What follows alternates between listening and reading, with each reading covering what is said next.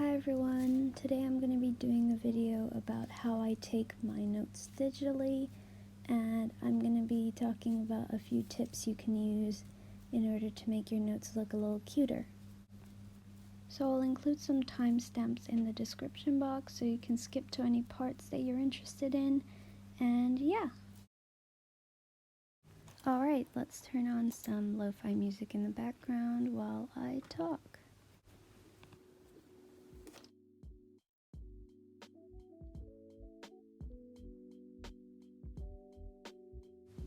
Okay, so here I'm making myself a new notebook for this chapter. I've made some custom covers on Procreate and I'm going to pick green.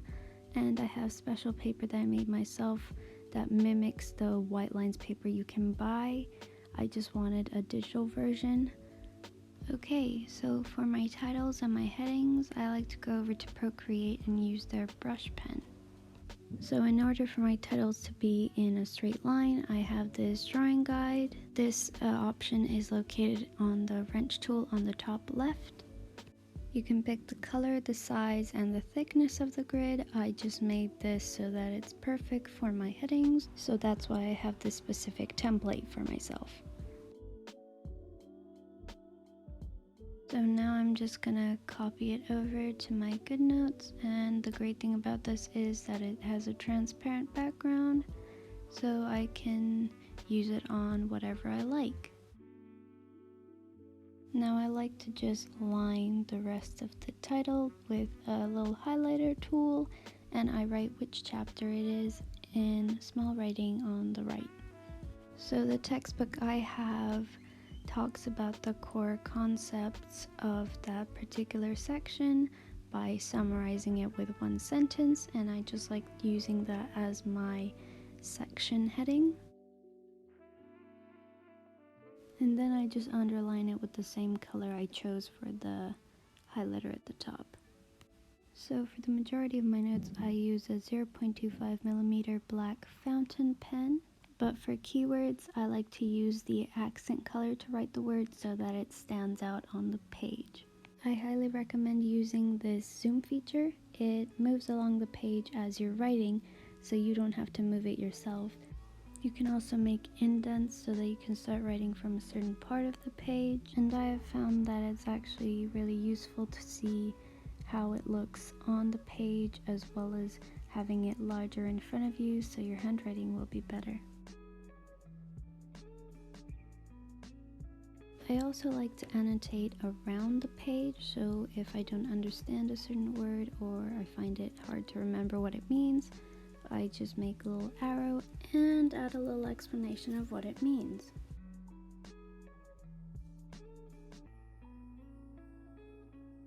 I can also easily change the color of something using the Lasso Tool.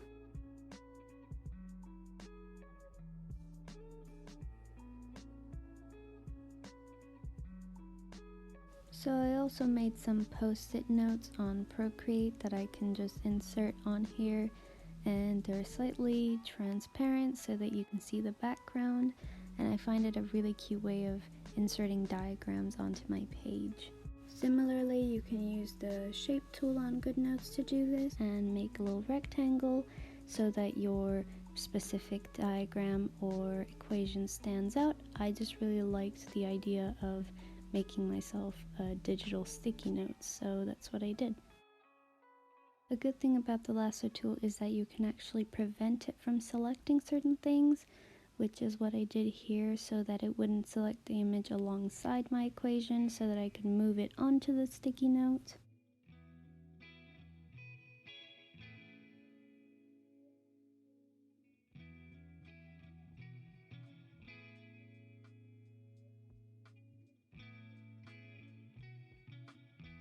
Another fun way you can make your notes a bit more personal is by adding doodles using the different colors that you can get on your pen.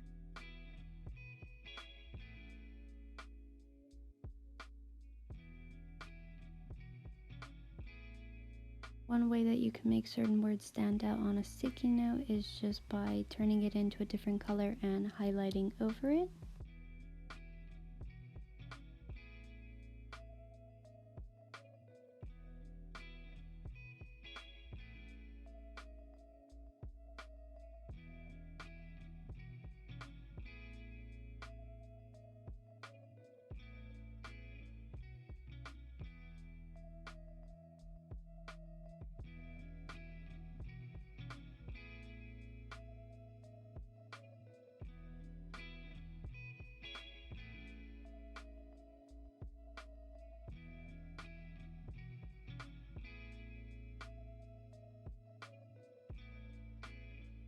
The lasso tool also makes it really easy to move things around if I don't like the layout of my notes.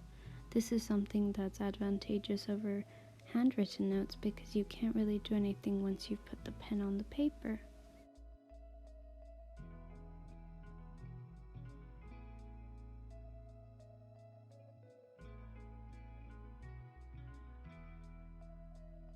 So here's what I do when my textbook has a certain image that I want to include in my notes. Now this image of the chloroplast was a little too complicated for no reason, so I just googled chloroplast icon, but I couldn't find any that didn't have a transparent background, so instead I just copied it over by inserting it into Procreate. So this image actually matched the color scheme of my notes, and I promise I did not plan that. But anyway, here I'm just tracing over the image. What's good about this is that I'm now going to have this image for whenever I actually need a picture of a chloroplast that's transparent. So I flipped the image because I wanted to put it on the right side of my page, and I just inserted it here and started labeling it with the ballpoint pen. I find that using the fountain pen on the shape tool makes your lines really weird, so I like to use the ballpoint pen for any shapes that I do. I changed the color of the labels because I felt like it might merge with the black writing next to it, and then I realized that the lines themselves were actually a little too similar to the diagram, so I made them stand out by using a slightly more vibrant mint green.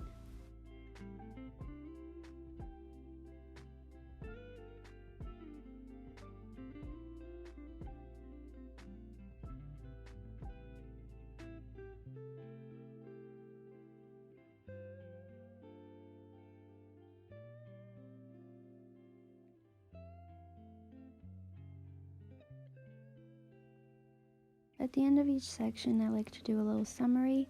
My textbook actually has a couple of summary sentences at the end of the chapter, but I also include anything that I found important, including any practice questions that came up during this section.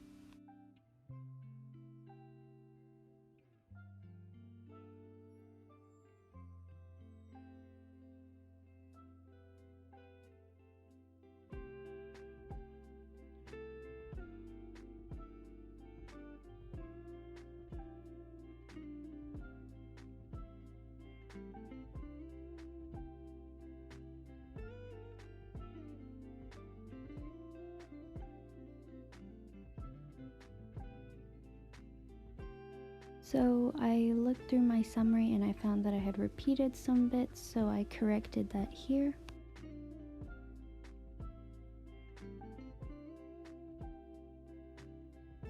So when I looked over my section summary, I found that the heading for that bit wasn't quite as neat as I wanted it to be.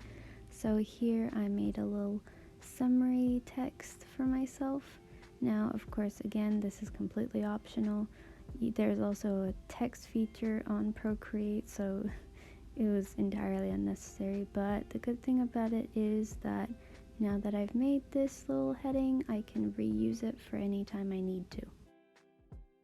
So as I tried to drag my text, I realized that it was moving the image as well, but I couldn't have deselected the image because the summary title was actually an image. So the way that I had to fix this was by cropping the chloroplast.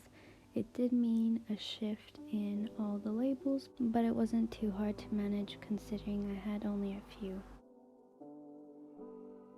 I did a little rectangle around the summary, and then what I like to do is add all the diagrams and the equations to the cover. This is because when I print it, I like to get rid of any of the background, the white lines, as well as the cover.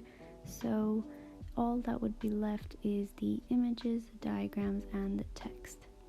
So once I finish my notes, I just export it. I make sure to not include the page background, and then I just save it to my files, and I'm just calling it photosynthesis.